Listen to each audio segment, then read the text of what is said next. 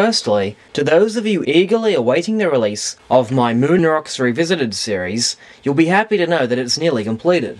The subject of Apollo samples turned out to be way too big to cover in one video, so I've had to chop it up into individual documentaries covering a specific topic individually.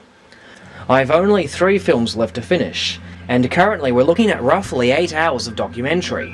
And yes, the films already completed have been approved under peer review. Why don't you release the ones you've already completed, I hear you ask? Well, unlike some propagandists who shall remain nameless, I prefer perfection over attention. And when producing a series that covers a diversity of areas regarding a single subject, I like to make sure the series as a whole has been carefully checked under peer review and that all parts are consistent with each other.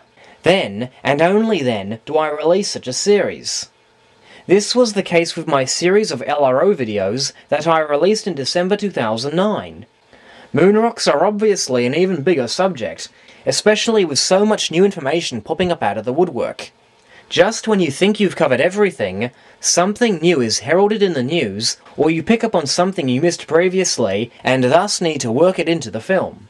I honestly didn't expect production to take so frickin' long, but rest assured, your waiting will pay off. Now to the subject of today's video.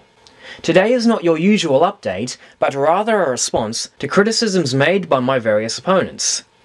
Some have alleged that this fundraise is not what it is stated to be. Certain propagandists, who shall remain nameless, have had harsh words and tried to allege ulterior motives. For example, some have alleged that I am trying to recoup the money that I have spent on the JSC-1A simulant or the money spent on my business trip to the United States. I say, nonsense. If I was trying to recoup the money, I would have demanded Orbit Tech give me a refund. Besides, I still have use for it. My earlier video demonstrating the impossibility of reducing crisp boot prints in deep dry regolith has brought forth a range of creative objections from the pro-Apollo side that I need to address. Meanwhile, others have alleged that I am trying to solicit money from people under false pretenses. This is absolutely false, and to prove that these accusations are false, I have generously donated $50 of my own money towards my own death by cislunar radiation.